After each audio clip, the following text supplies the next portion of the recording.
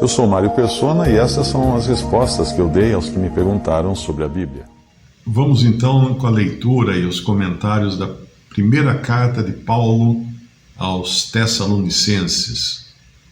E ele já começa ensinando algumas coisas aqui para nós. No versículo 1, Paulo e Silvano e Timóteo, a igreja dos Tessalonicenses em Deus o Pai e no Senhor Jesus Cristo. Graça e paz tenhais de Deus nosso Pai e do Senhor Jesus Cristo. O que a gente já aprende aqui, primeiro, esses três, Paulo, Silvano e Timóteo, ou Paulo, Silas e Timóteo, são aqueles que lá em Atos 7, se não me engano, Atos 17, eu não me lembro bem agora, eles causaram uma confusão lá, porque quiseram prendê-los e efetivamente os prenderam, né? E o que diziam deles era que aqueles que haviam vamos até procurar lá, eu acho que em Atos capítulo 16, versículo 19, e vendo seus senhores que a esperança do seu lucro estava perdida, prenderam Paulo e Silas e os levaram à praça, à presença dos magistrados.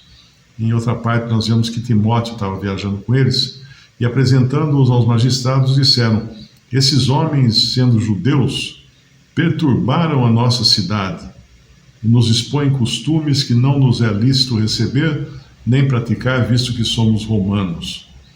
E depois eu acredito que no capítulo 17,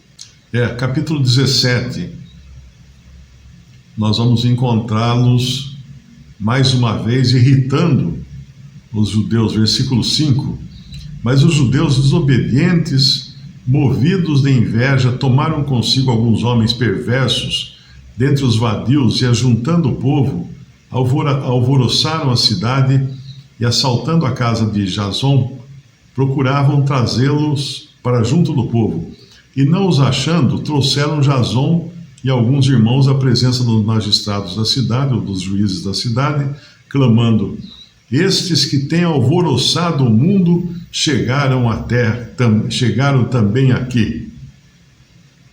Então, isso aqui que eles falam, esses que têm alvoroçado o mundo chegaram até aqui. Isso poderia parecer para qualquer pessoa um termo ofensivo, né? Quem são esses que têm alvoroçado o mundo? Mas, na realidade, isso aí era apenas um ponto a mais no currículo deles, porque a mensagem que eles estavam pregando era tão poderosa, era tão impactante, que o mundo de então, o mundo da Ásia ali, da Grécia e Ásia, estava sendo alvoroçado pela mensagem de três homens. Simples assim, né? Paulo, Silas ou Silvano e Timóteo. E é assim que eles abrem a sua carta, assim que Paulo, juntamente com Silvano e Timóteo, abre a sua carta à igreja dos Tessalonicenses em Deus o Pai e no Senhor Jesus Cristo. Por que ele acrescenta aqui em Deus o Pai e no Senhor Jesus Cristo? Porque o termo igreja, no grego, é eclésia. E eclésia pode ser qualquer coisa. Quando eles são presos lá em Atos, tem uma passagem que fala que a multidão se alvoroçou, a multidão, alguma coisa assim, né? Mas no grego original, ele está falando que a eclésia fez isso. Ou seja, qualquer multidão, qualquer grupo de pessoas era chamado de eclésia. Então era preciso identificar que eclésia era essa, ou que igreja era essa, dos Tessalonicenses, em Deus Pai e no Senhor Jesus Cristo. Mesmo quando a gente fala, por exemplo, assembleia.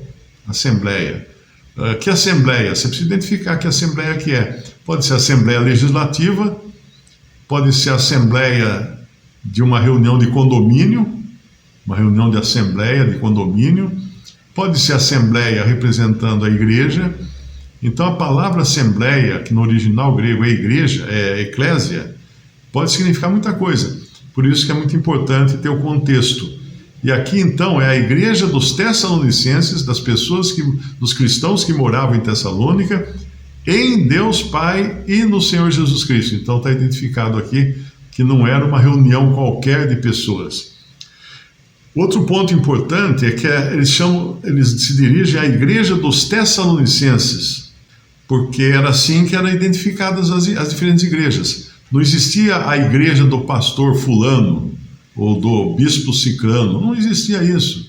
Isso é invenção moderna, né?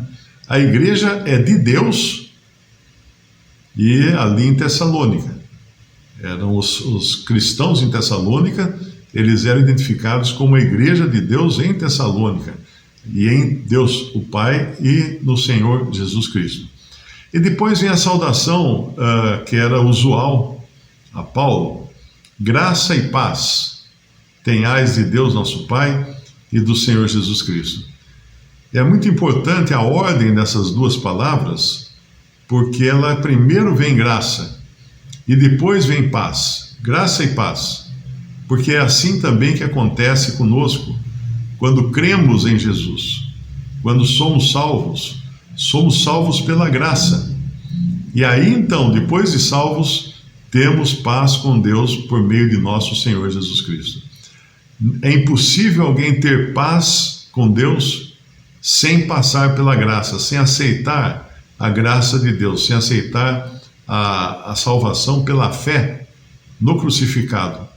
O Senhor Jesus que foi crucificado e ressuscitou ao terceiro dia por nós. Então, graça vem primeiro, graça vem antes de paz.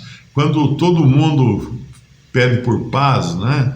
Qualquer concurso de Miss Brasil, quando perguntam, o que você deseja?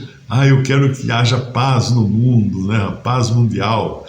Que livro você lê? Eu leio O Pequeno Príncipe.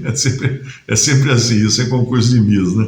Na realidade, não vai ter paz mundial, não vai. Né? Paz sem Cristo não existe. E mesmo para a pessoa individualmente, é impossível uma pessoa encontrar a paz, porque nós somos, por natureza, pecadores. E depois somos salvos por Cristo, temos os nossos pecados perdoados, mas a consciência de qualquer ser humano o acusa.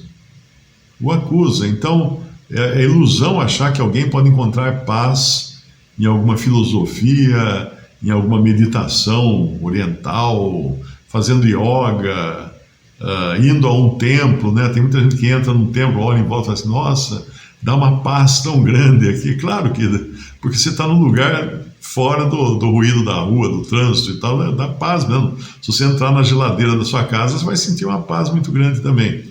E não tem nada de santo dentro da geladeira da sua casa.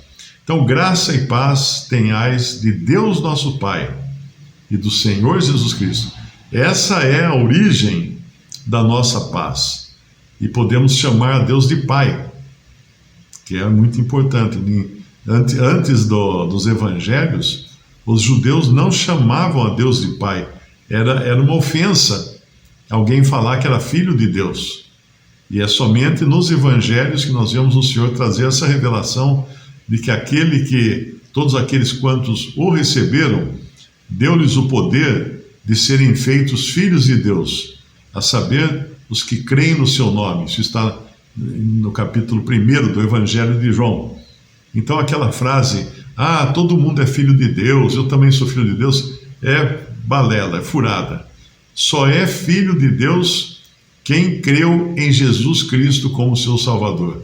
Quem nasceu de novo agora, nasceu de novo pela fé em Jesus. Visite respondi.com.br. Também 3minutos.net. Baixe os e-books ou adquira os livros.